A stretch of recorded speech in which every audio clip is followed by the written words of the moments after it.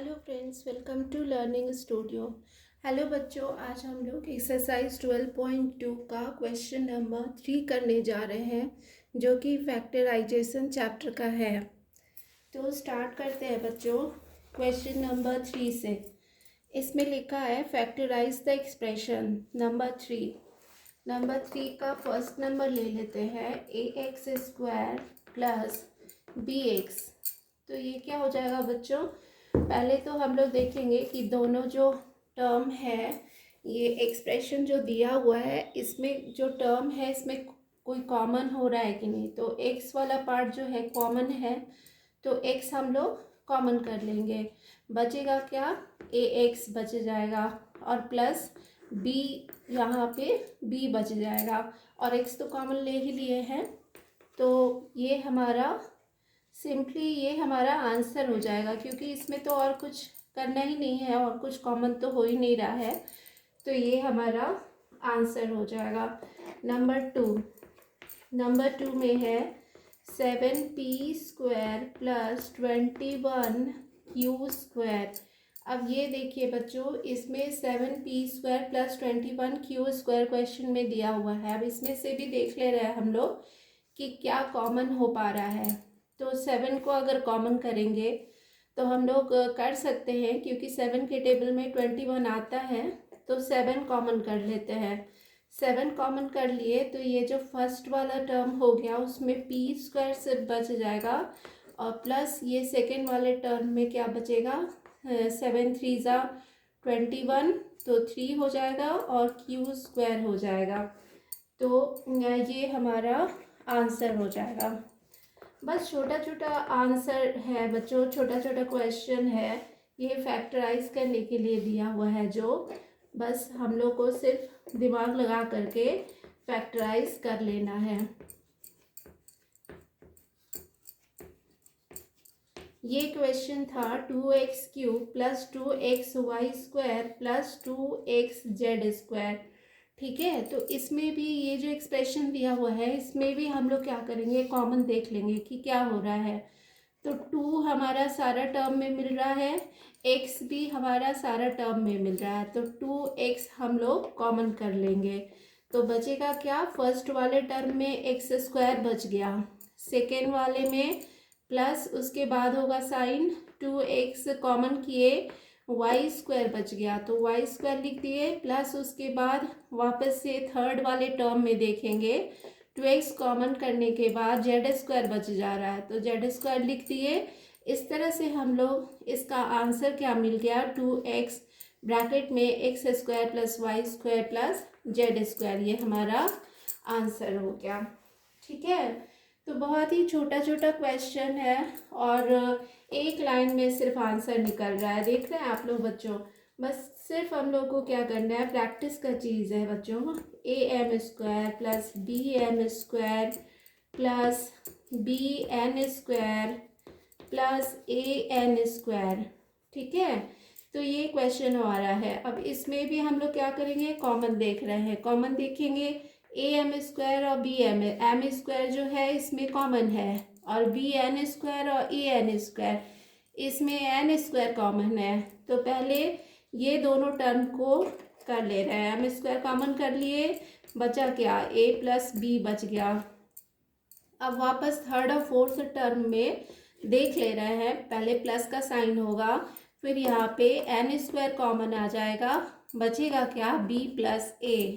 ठीक है, तो ये b प्लस a लिखिए या a प्लस b लिखिए, एक ही बात है। तो दोनों में फिर हम लोग ये दोनों टर्म में देख रहे हैं कि a प्लस b जो है ब्रैकेट में दोनों का सेम है, दैट मीन्स इसको भी हम लोग कॉमन कर सकते हैं।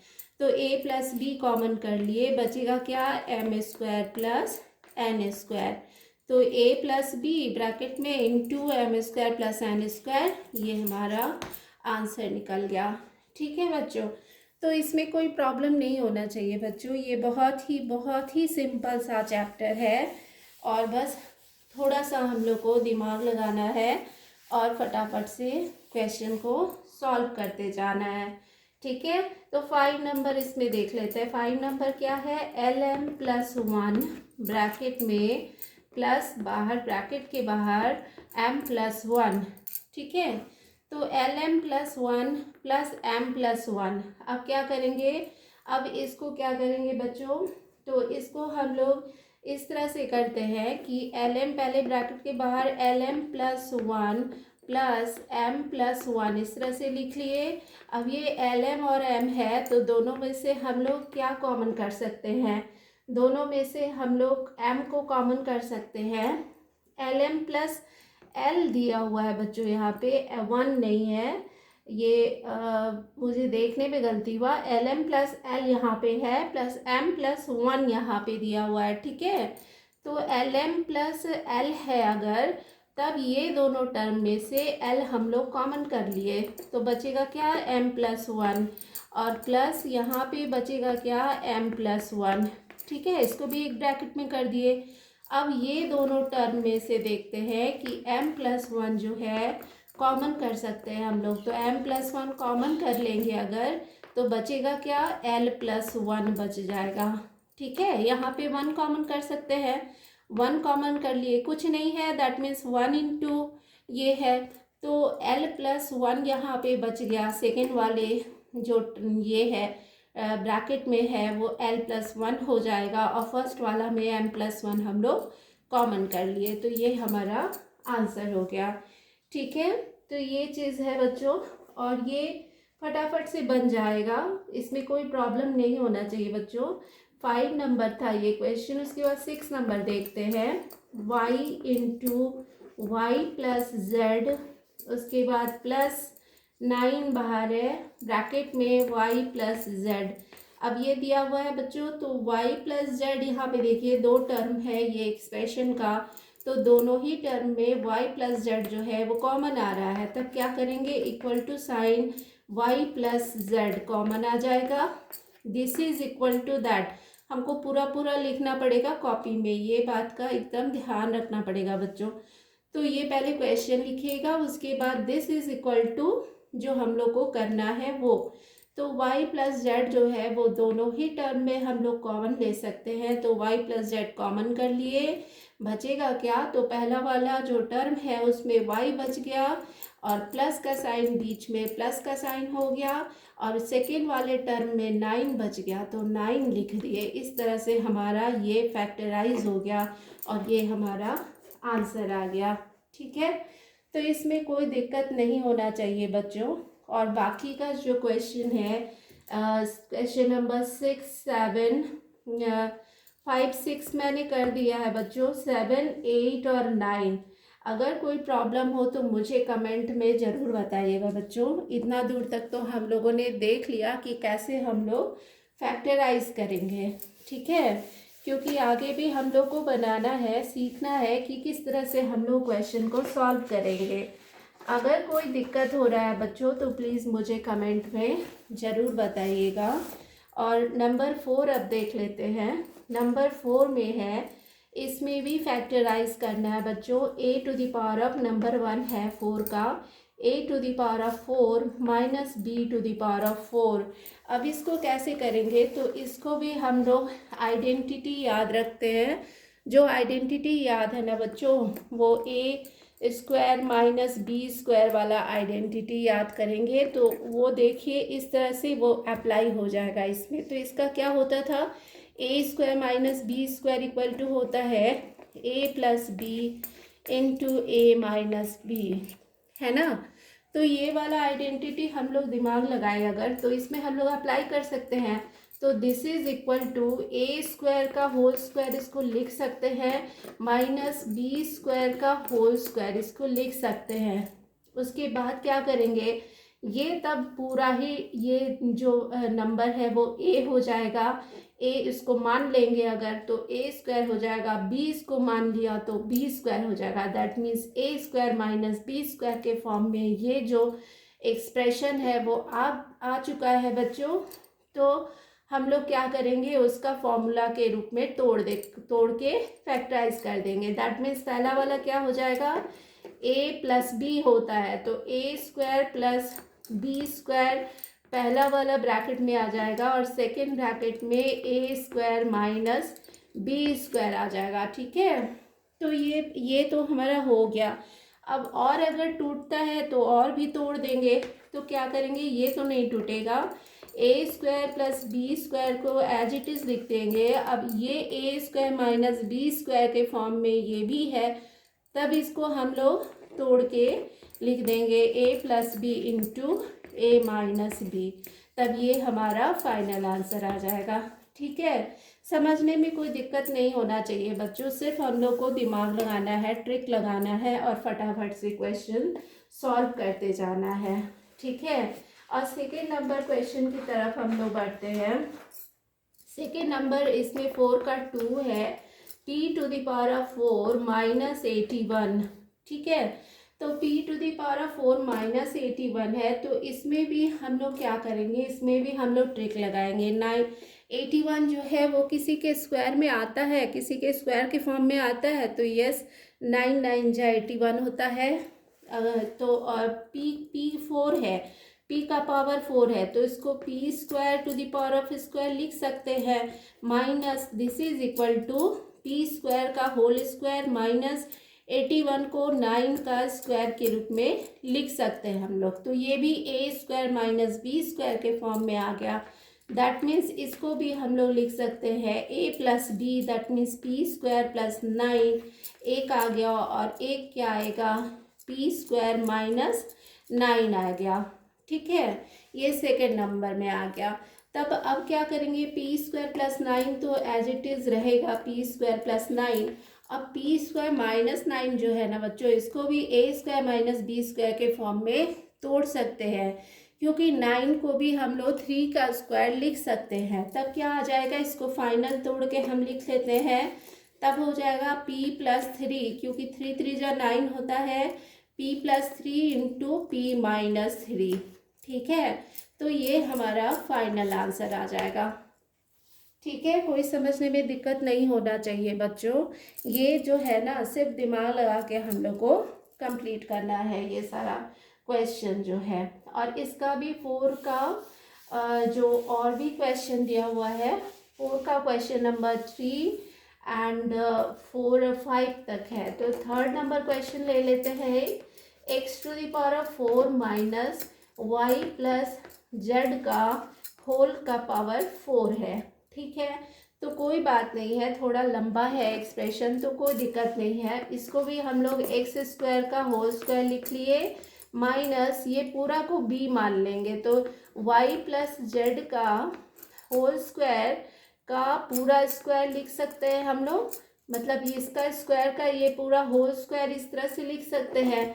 तब ये a मान लिए और ये b मान लिए, मतलब a square minus B square के फॉर्म में इसको भी तोड़ के लिख देंगे। तब क्या हो जाएगा, a प्लस बी, तो a माने एक्स स्क्वायर प्लस b मतलब ये पूरा टर्म, तो y प्लस जेड का स्क्वायर, तो ये हो गया एक एक्सप्रेशन। ठीक है, अब सेकेंड नंबर में क्या आ जाएगा, सेकेंड नंबर एक्सप्रेशन में आ जाएगा X square, that means A minus B, that means minus Y plus Z का स्क्वायर, ये सेकेंड वाला टर्म आ जाएगा।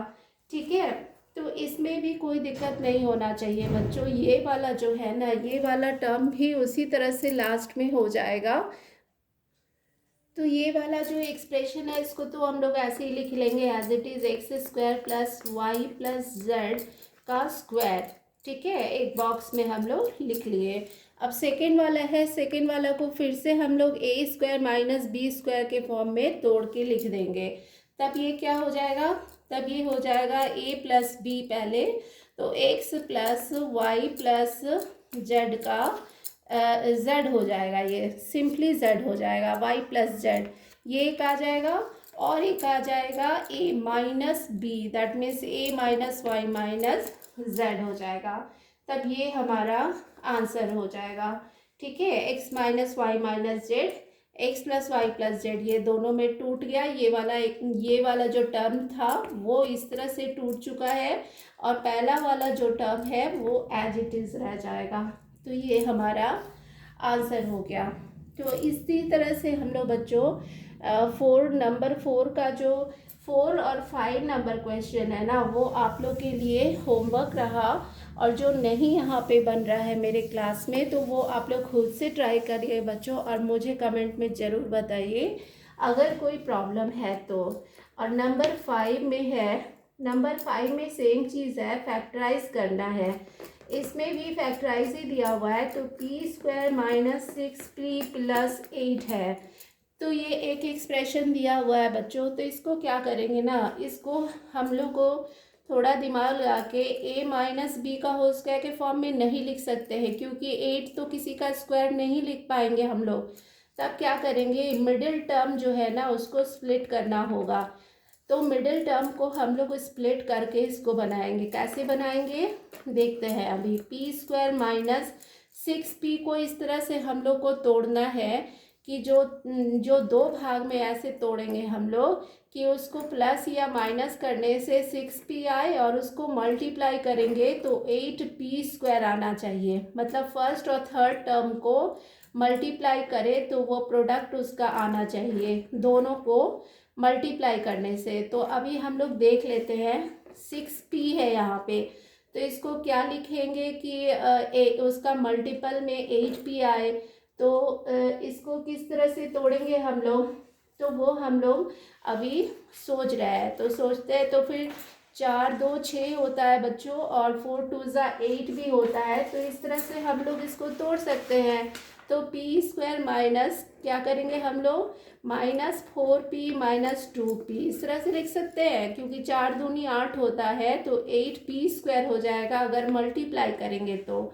और माइनस माइनस प्लस हो करके, लेकिन साइन माइनस का ही रहेगा। 6p मतलब 4 और 2 6 और p मतलब 6p आ जाएगा अगर इसको प्लस किए तो, और प्लस 8 इस तरह से। मतलब कहने का मतलब ये बीच वाले टर्म को इस तरह से हम लोग तोड़ दिए कि इसको प्लस या माइनस करने से 6p आएगा, और ये दोनों को मल्टीप्लाई करने से ये फर्स्ट और थर्ड मतलब फोर्थ वाले टर्म का मल्टीपल में आ जाएगा। हमने जो मल्टीप्लाई करेंगे वो इसके बराबर हो जाएगा। तब इसको क्या करेंगे, अब ये दोनों पार्ट में से हम लोग कॉमन करके बना लेंगे। तब क्या करेंगे, इस दोनों पार्ट में से देखते हैं, दोनों टर्म में से p कॉमन कर लिए, बचेगा क्या, p बच गया, -4 बच जाएगा। अब सेकेंड वाले में क्या करेंगे, थर्ड वाले में फिर माइनस अगर कॉमन किए, -2 अगर कॉमन कर लिए, तब क्या आ जाएगा, p आ जाएगा, और माइनस प्लस माइनस बीच में 4 आ जाएगा, 4 2 8। दैट मीन्स कि p-4 जो है फिर से दोनों में कॉमन हो रहा है, तो p-4 जो है कॉमन कर लिए, और बचेगा क्या, p-2 बच जाएगा। ठीक है बच्चों, तो ये हमारा आंसर हो जाएगा।